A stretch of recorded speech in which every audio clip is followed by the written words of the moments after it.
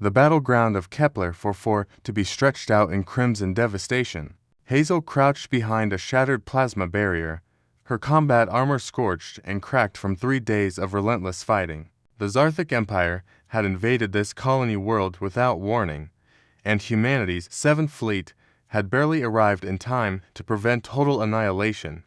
"Me Dick, we need a medic here." Leo's voice crackled through her calm, urgent and strained. Hazel sprinted across the battlefield, her boots crunching over crystalline debris. She found Leo kneeling beside a fallen Zarthic warrior, one of the insectoid aliens, whose chitinous armor gleamed like obsidian even in defeat. The creature's forearms twitched weakly, and its compound eyes, usually burning with predatory intelligence, now flickered with what could only be described as fear. "What are you doing?" Hazel demanded, raising her pulse rifle. "That's the enemy, Leo. Look at this," Leo said, his voice tight. He gestured to the alien's thorax, where several metallic cylinders protruded from between armor plates, each pulsing with a sickly green bioluminescence. "These aren't weapons. They're neural suppressors." Hazel knelt closer, her tactical visor analyzing the devices. The readings made her stomach turn. There, controlling them, the Zarthic warrior's mandibles clicked weakly, and through the universal translator, a broken voice emerged. "Please, human soldier, do not remove them. If you show mercy, leave them in ... Leo's hands hovered over the suppressors, his face pale. "I don't understand. These things are torturing you. They're hijacking your nervous system, forcing you to fight." "Yes," the alien warrior whispered. "We are slaves to the High Command. Our minds, our wills ... taken from us. We kill your people against our wishes. We die for masters we hate." Hazel felt ice crawl down her spine. 3 days of brutal combat, thousands of human casualties, and every single Zarthic soldier had been a prisoner in their own body.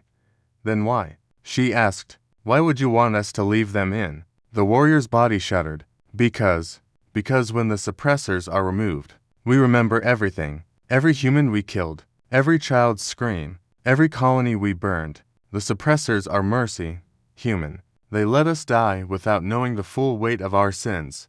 Leo's hand trembled. His brother had died on the first day of the invasion, torn apart by Zarthic plasma fire. The man who done it might have been just like this warrior, a puppet dancing on strings of neural electricity. "How many of you?" Hazel asked quietly. "How many Zarthic are slaves?" "All of us," the warrior said. "The entire warrior caste. Millions.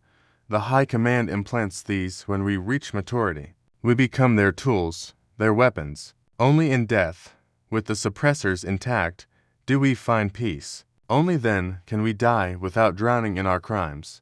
Leo looked at Hazel, and she saw the war raging behind his eyes. The medic in him wanted to heal, to free. The soldier in him remembered every friend lost to Zarthic weapons. "We can't just leave them enslaved," Leo said. "If we remove the suppressors, we could turn them. They could fight alongside us against the High Command, and condemn them to remember every atrocity they committed under mind control." Hazel countered. "That's not freedom, Leo. That's torture." The alien warrior's breathing grew labored. Green blood pooled beneath its carapace. "Human soldier, you must choose quickly. Either kill me with these devices intact, or remove them and give me the burden of truth before death claims me. But please, I beg you, the first choice is mercy."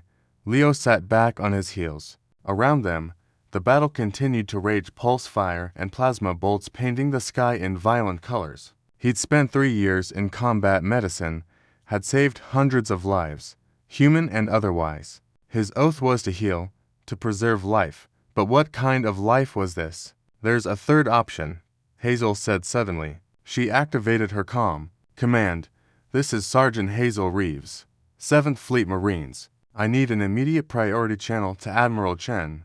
"Negative, Sergeant. The Admiral is coordinating. This is about the entire Zarthic warrior caste being enslaved through neural suppressors." Hazel interrupted. "Get me the Admiral. Now." 30 seconds later, Admiral Chen's voice came through. "Explain, Sergeant." Hazel did, quickly and concisely, while Leo stabilized the dying warrior with what medical supplies he had. When she finished, there was a long silence. If what you're saying is true, the admiral said slowly, then we're not fighting the Zarthic people. We're fighting their slavers. Affirmative. Sir, the Galactic Council has been trying to open diplomatic channels with the Zarthic for decades. Chen continued. If we could free their warrior caste, prove that the High Command has been using enslaved soldiers... it would change everything. Hazel finished. The Admiral's decision came swiftly. Remove the suppressors. All of them. Every Zarthic soldier we capture. We'll provide psychiatric care, war crimes tribunals for the High Command, and asylum for any warrior who wants it. If humanity is going to win this war, we'll do it the right way.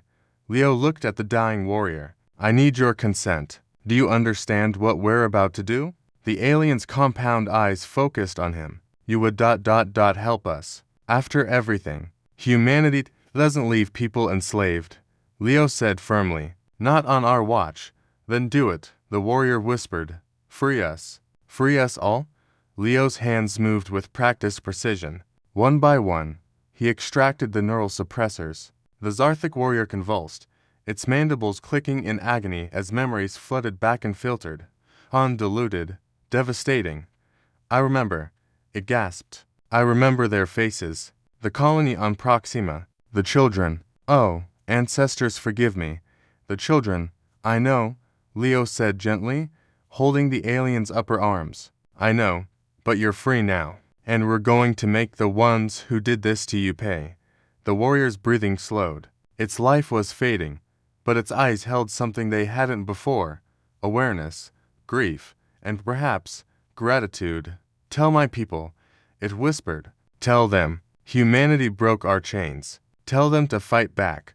Then it was gone. Hazel placed a hand on Leo's shoulder as he closed the warrior's eyes. Around them, human soldiers began systematically removing suppressors from captured Zarthic, while medical teams stood ready to handle the psychological trauma that would follow. The war had just changed, not because humanity had found a new weapon, but because they'd chosen mercy over expedience, freedom over revenge. That was the human way. That was why they'd win.